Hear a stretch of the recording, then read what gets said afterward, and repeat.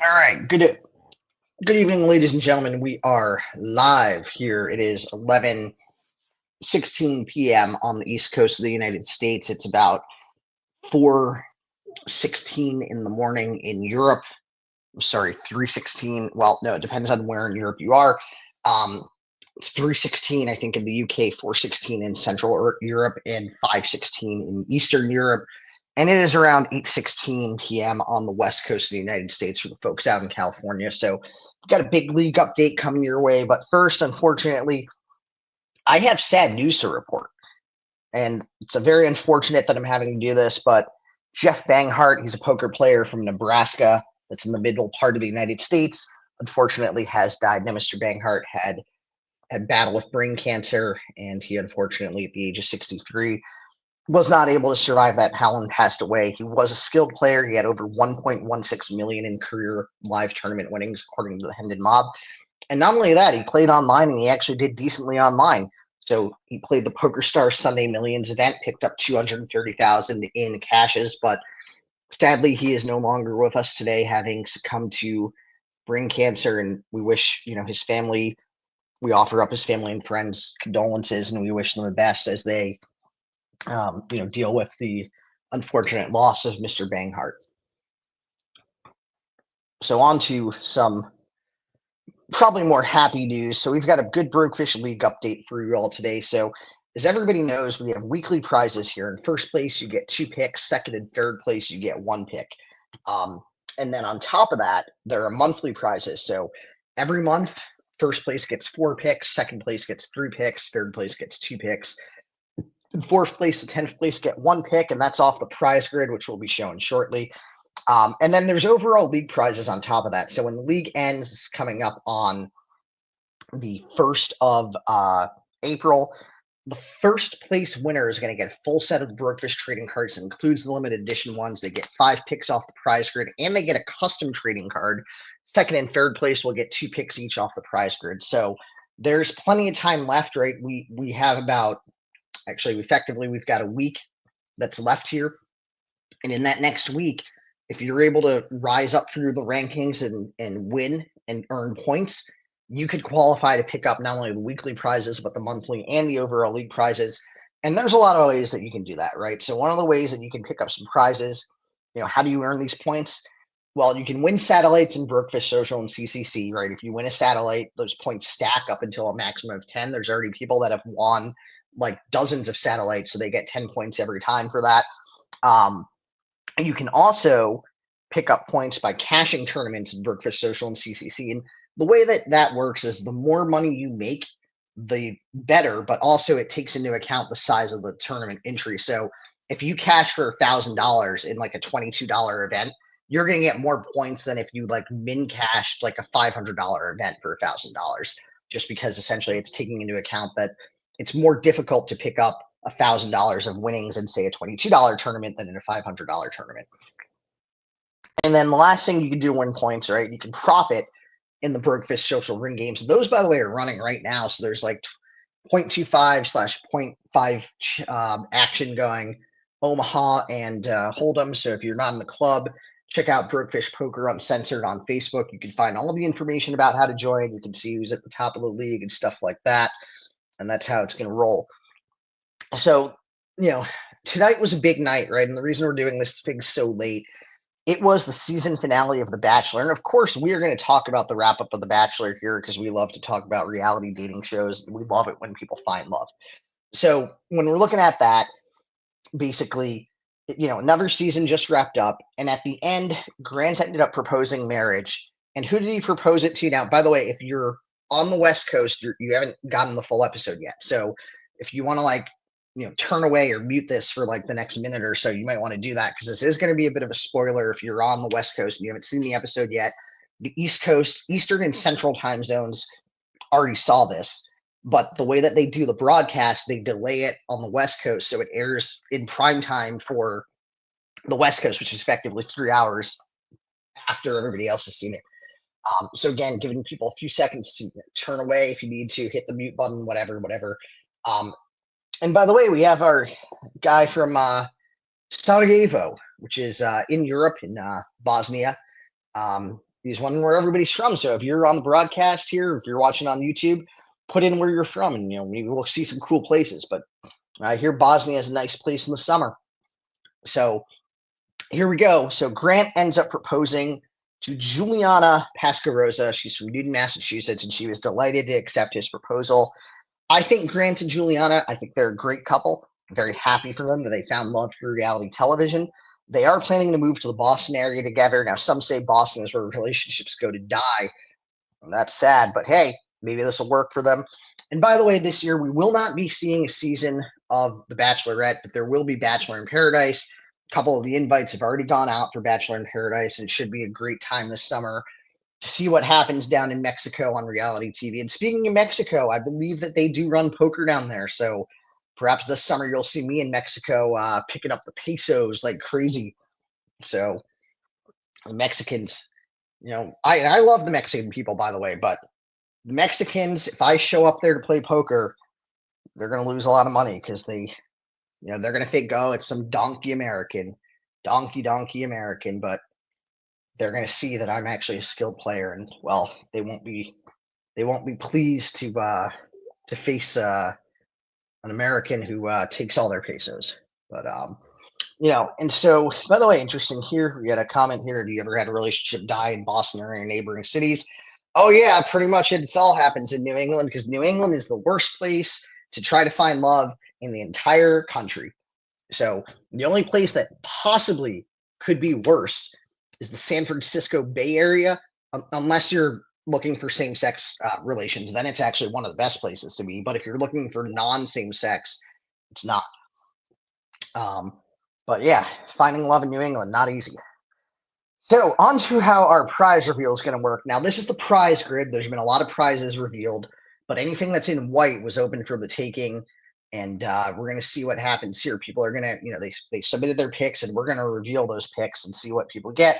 But first, let's talk about what's going down in Philadelphia in April. So the Poker Stars Open is coming to the city of brotherly love, and it's going to be hosted at the Live Casino and Hotel in Philadelphia, Pennsylvania. Now, for those who have never been there, Live Casino and Hotel is effectively in the south part of Philadelphia. It's very close to their football stadium where the Philadelphia Eagles play. It's also close to their arena where the 76ers play basketball. And they do offer, when it's not game day, complimentary parking on game day. If you get your parking validated, it's either free or discounted. In any case, that's what's going to host this event. Now, Philadelphia is a nice place. It's got a lot of cool stuff to see. If you go across the river to Camden, New Jersey, which, by the way, can be a little rough, they do have a nice aquarium. Just make sure you wouldn't go through any sketchy areas at night, especially if you win a tournament and have a ton of cash on you. But Philadelphia will be a nice place. The full schedule is still pending for this, but we know that the series is running April 21 to April 27. So that's great because it starts after Easter. So everybody can go do their fun Easter things. You can go see the Easter rabbit. You can go do an Easter egg roll, which is going to be expensive this year given the price of eggs. Whatever you need to do, and then you can head to Philadelphia and play. And it's going to feature some great events. So the main event, $1,100 entry, $500,000 guaranteed in the prize pool for that. Now, some say this thing's going to get $1 million. It's going to be so big, it'll have $1 million. There's going to be a special bounty event on April 23rd, and that is $300 entry, and there will be bonus prizes if you eliminate Poker Stars Team Pros. Now, some people will be scared if they have to face these pros. I wouldn't be scared. I've done it before. I have faced off against ACR Team Pros. I've faced off against guys that have millions of dollars in career winnings. I've beaten them in hands, and I would be more than willing to try to knock these guys out of this tournament and pick up the profit. By the way, somebody says Philadelphia is the biggest POS city with the biggest POS people. Look, I have nothing against the Philadelphians. I feel like most of them are fine. Yeah, there's some bad people in Philadelphia. There's criminals all over this country, but hopefully under President Donald Trump, we take care of some of these people, put them in jail, and the illegal aliens get sent home, and then all of our cities will be nice and safe. But the next event that I want to feature here, so there is going to be a ladies event, and that's on April 24th. Now, I won't be firing at the ladies event. Every time one of these ladies events pops up, somebody's like, oh, are you playing it? No, I won't be.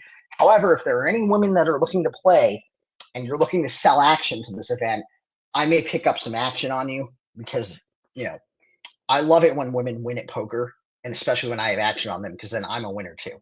But that's a $300 entry, $10,000 guaranteed. And then the Poker Stars Cup will be up for grabs on April 27th. That's $400 entry, 40,000 guaranteed. Obviously, the winner gets the trophy here, the Poker Stars Cup. That is a coveted cup, right? And again, if I go down there to fire this, I may fire at the Poker Stars Cup. And if I win that cup, I'll invite everybody who's a part of the poker league to come take a selfie holding the cup with me and stuff like that. I'll do a little tour around. I'll stop by some poker rooms and show off the cup, stuff like that. But it would be great. And somebody suggested that you have the Moneymaker story. Well, the Moneymaker story, for those who don't know, I sat once at a table against Chris Moneymaker. This is when I was newer to poker. And that time I was a little afraid, right? I sit down, I've got one of the best players in all of poker, a guy who won the World Series, and I think I'm not going to have a chance against him. But when it came down to it, I was able to play a skilled game. I wasn't as skilled back then, obviously, but I actually outlasted Moneymaker in that event. I won hands against him, and that gave me the confidence to be able to face off against these professionals and not be scared.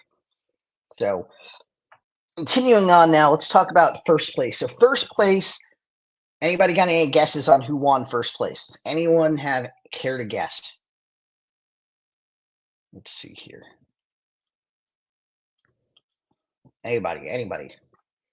Let's see. We got an offer to sell the YouTube page. All right. Well, unfortunately for Mr. Keppel here, he can't afford it, and that's because he's bad at poker and he doesn't have enough money. But oh well. But there's no guesses here. So for first place, Mambo Man. Mambo Man, once again, victorious. This guy has won the weekly thing every week. He was like sick. He was like struck ill and had like influenza, and he still won, which is just wild.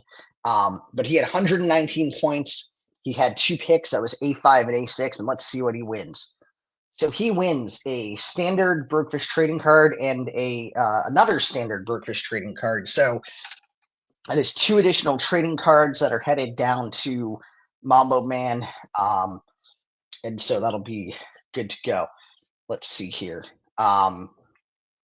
So continuing on to the next, apparently he wasn't sick. He just had his sister visiting. And, that's always good to spend some time with family, spend some time with your sister, maybe take off. It's amazing, actually. You got to spend some time with your sister and you still won the league. So either you're just really, really good or everybody else in the league sucks. One of the two. So then somebody wants to know, by the way, where the chairman is. I believe he's on the BrokeFish account. Yep, he is on the BrokeFish account. So he is indeed listening into this. So let's go on to talk about second place. Now, second place, I'm sorry, forgot. We're going to actually do a hand review, and this is going to be for a ring game. And specifically, we're talking about 6-card pot limit Omaha double board bomb pot. So we have a 3-handed 6-card PLO double board bomb pot game going.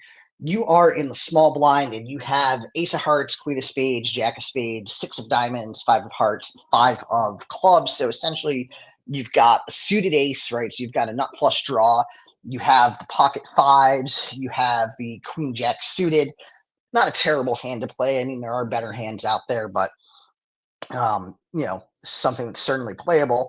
So we go straight to a flop, right? This is a bomb pot. So when we look at this flop, we have flop 1, ace of clubs, 6 of hearts, ace of spades. Flop 2, queen of diamonds, 3 of clubs, 2 of hearts. So, this is actually a very good flop for the small blind here. They have flopped aces full of 6s, so they effectively have flopped the nuts here on the first board.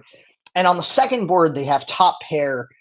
They also have a gut shot to the straight, right? So if a 4 were to show up, they now have the nuts there,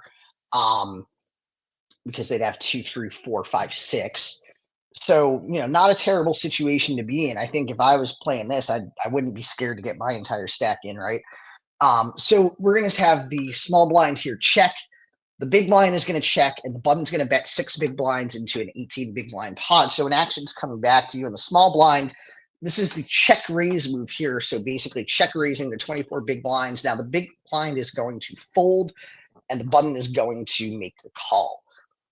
The next thing that's going to happen here is that the turn is going to show up. So we've got the 9 of diamonds coming on the turn. Now, that card no longer allows us to have the nuts, right? Because somebody who had ace nine, which is fairly unlikely given that you block that, would now have the nuts. And the five of diamonds shows up on the second board. So this gives a set of fives on the second board, which is obviously an improvement over just top pair.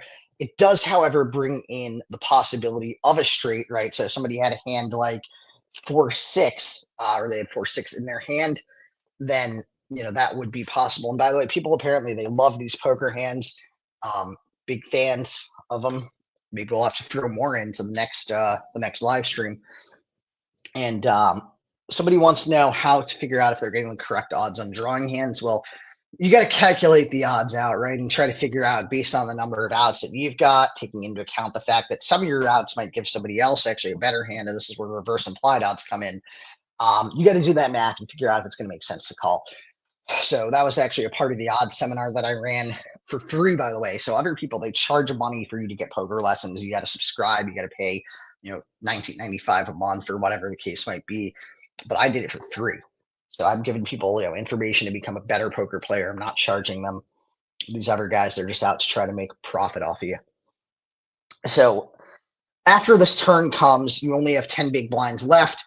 So you get it all in, right? And with the pot being, over 50 big blinds at this point, and you only have 10, why not get it all in? Because it's probably going to be difficult to find a fold here in any case, especially given that you've got, effectively the second nuts on one board with the blockers to the nuts, and you've got a set on the second. So, and we'll see what happens here. So gets it all in, 10 big blinds.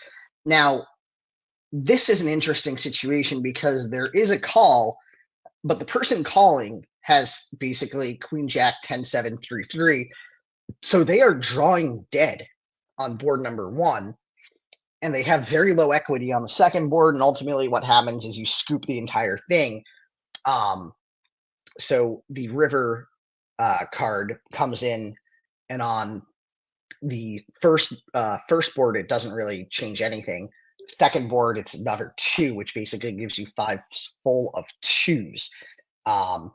And so what ends up happening here is that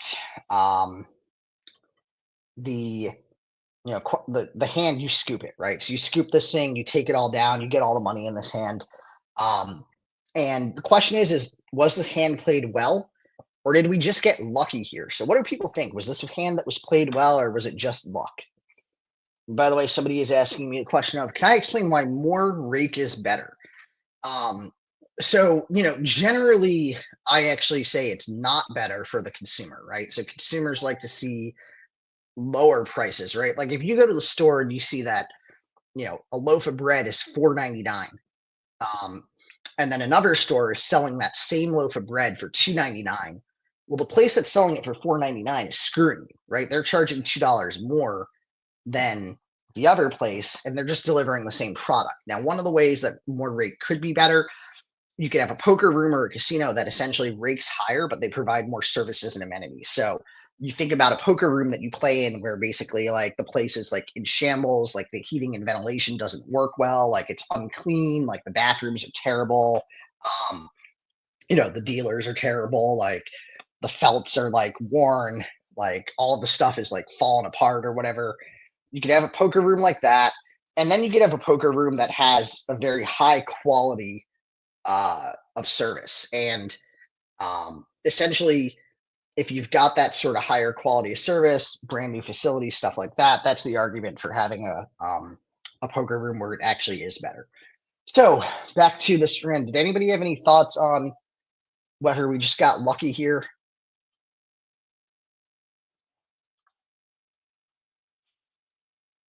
So basically, here's the situation, right?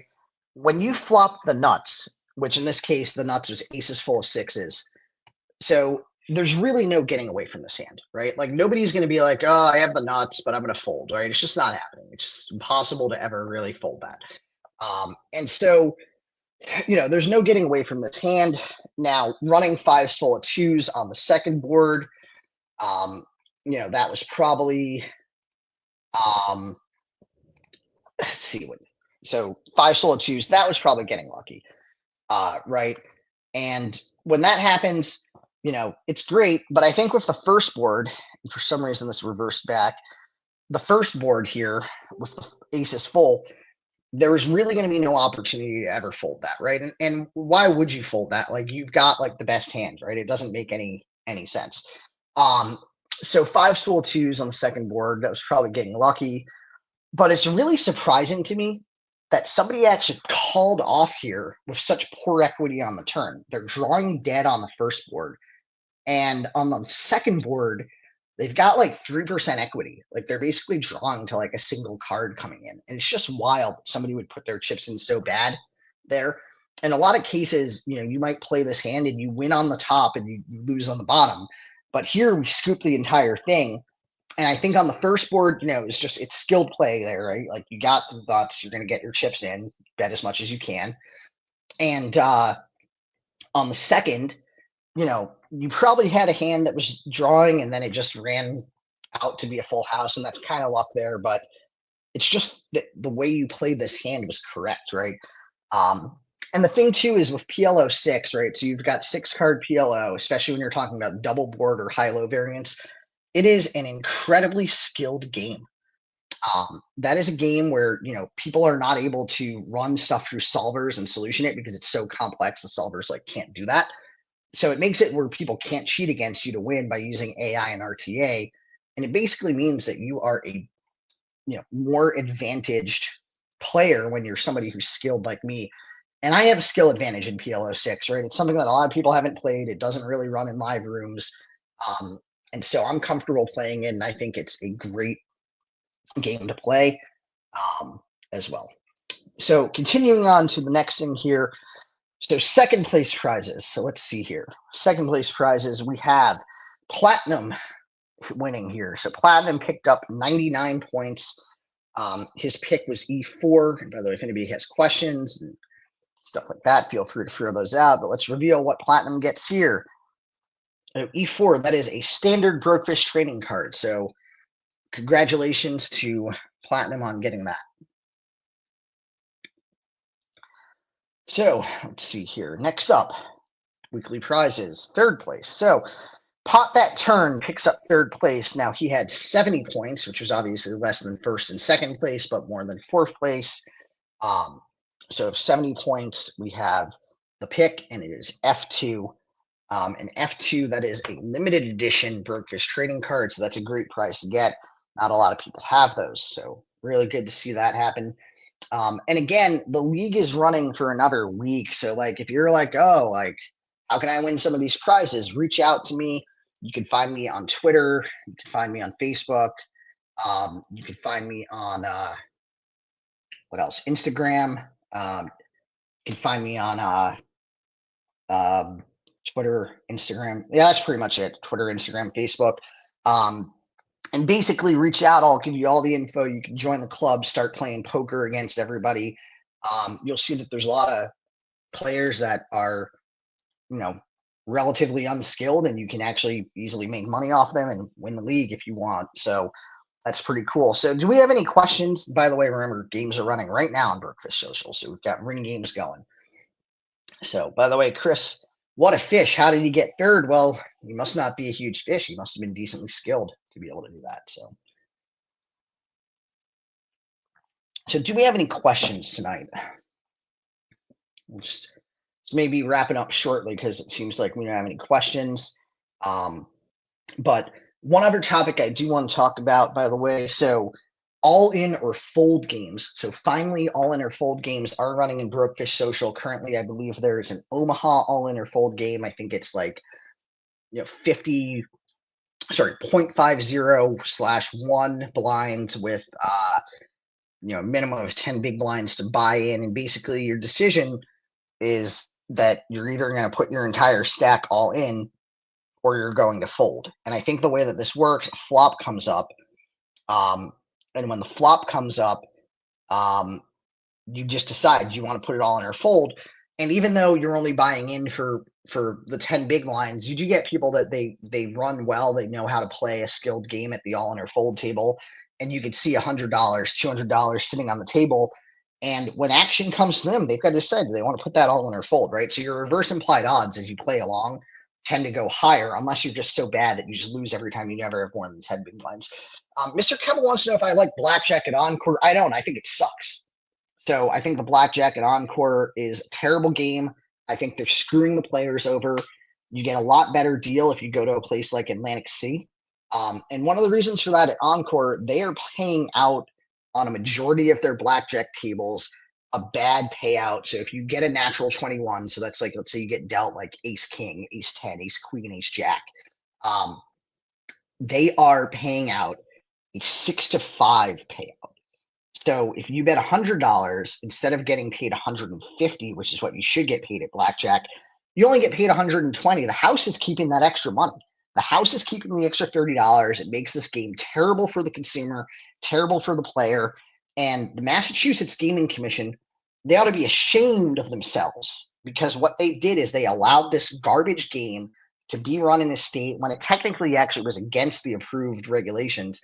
They allow this garbage game to run. They allow the casinos to basically fleece the consumer.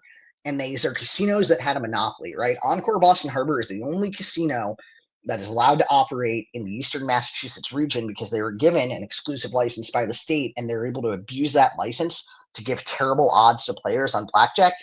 Why don't we just let them throw out roulette tables too that have like 4 or 5 zeros on, right? So just keep the odds, the payouts the same as they are today, but throw in more and throw in more.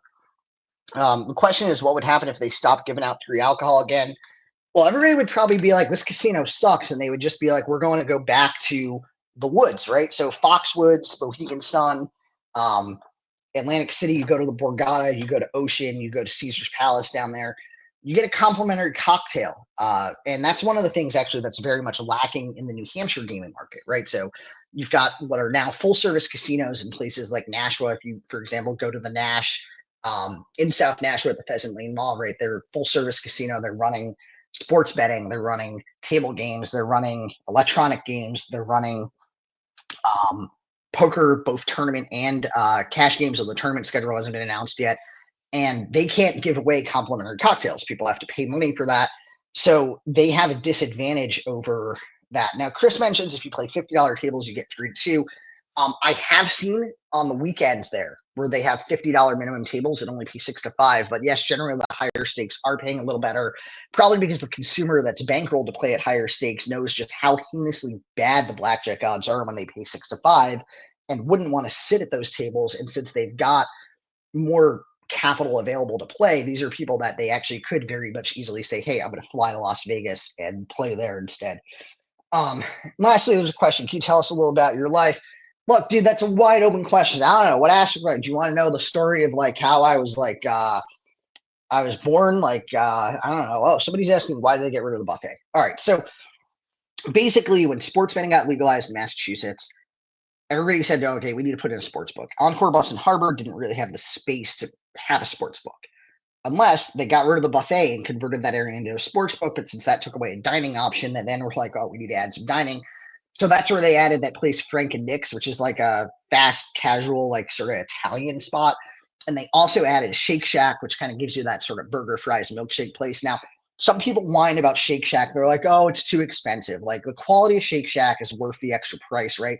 It's obviously going to cost you more to go to Shake Shack than McDonald's. But at McDonald's, you're getting French fries that came in frozen. You're also, aside from the quarter pounder, getting beef that once again came in frozen. Shake Shack is using fresh beef, which is actually a higher quality, and they're using better quality potatoes as well. So you're getting much better, much probably healthier meal than you would get at a McDonald's. It's just going to cost you more. But hey, if you're already at the casino and like you're calling off like, $600 like bets with like middle pair, you can probably afford the extra money for like a decent burger. And Squidmodo says they had crab legs. You like crab legs?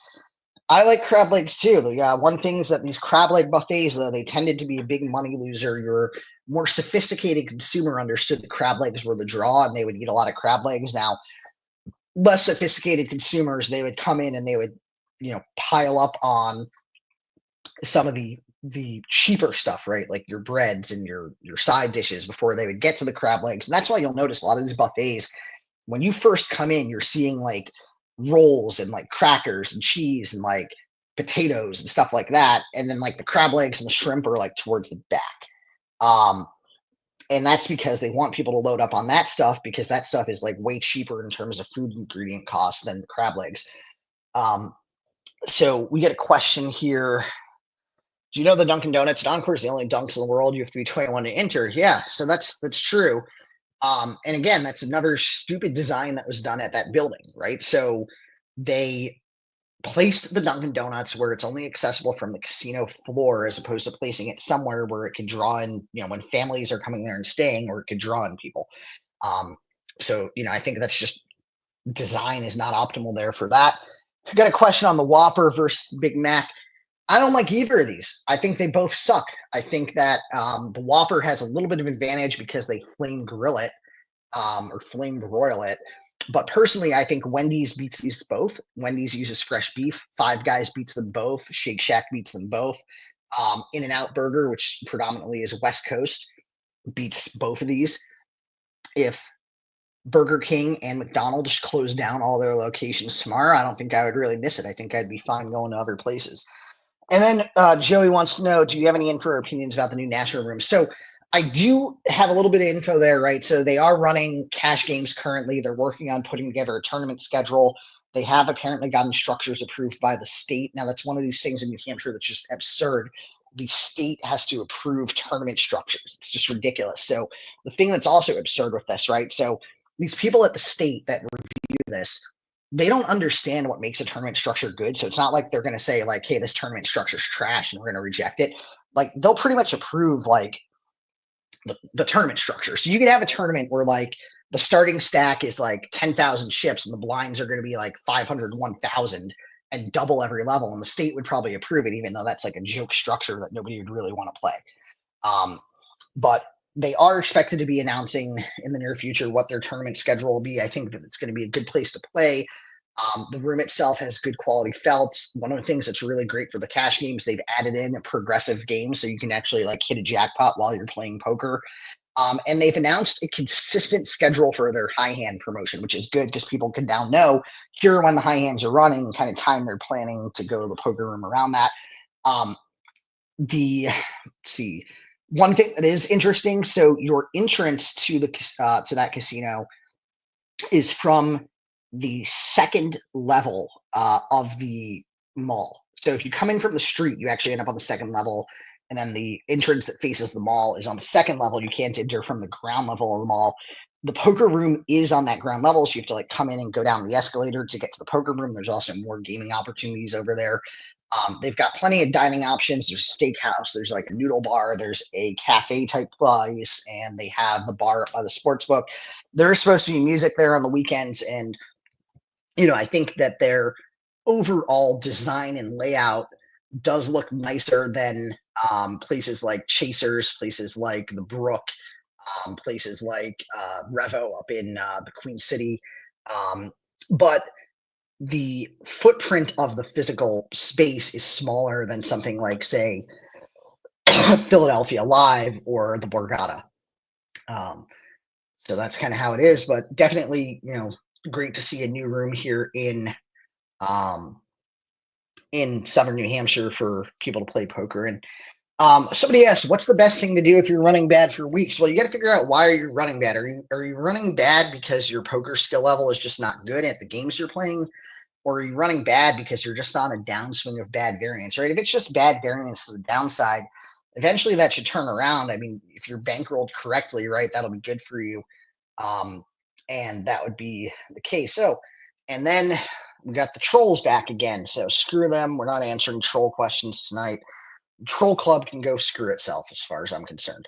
So anybody have any legitimate questions, or should we wrap this thing up?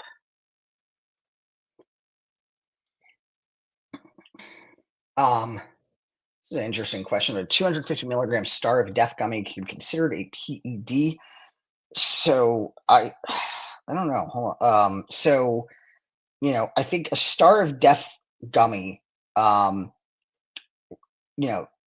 my understanding is that these things are very, very potent cannabis gummies. And so when you look at these things, I think that compared to like a typical gummy, which would have something like 5 milligrams of THC, which is so 5 milligrams of THC, it would take like 200 to get to 1 gram. I think these Star of Death things, like they're like 2,000 milligrams, but in this case, he's saying it's 250. So this is only 50 times that.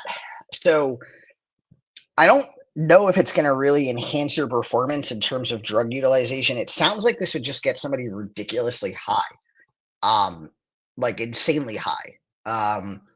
So I don't think it's, I think if anything, they'd end up so high that they can't properly play poker. And so it probably doesn't help you. But what does help you is that if you were to utilize something like amphetamine salts, right? Those, and we talked about this last week on the stream, those would definitely be performance enhancing there.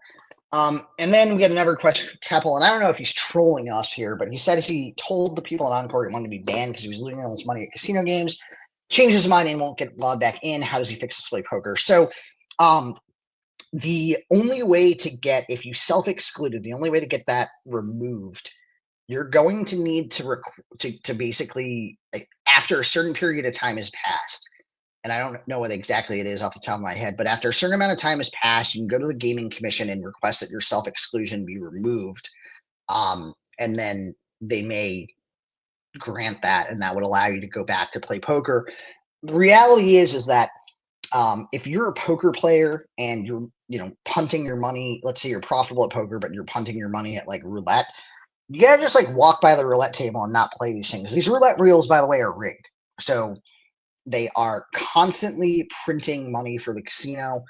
Every time people go to these roulette wheels and they think they're going to get lucky and get rich, nobody really does, right? There's no like person that's out there that says like, I became a billionaire because I played roulette.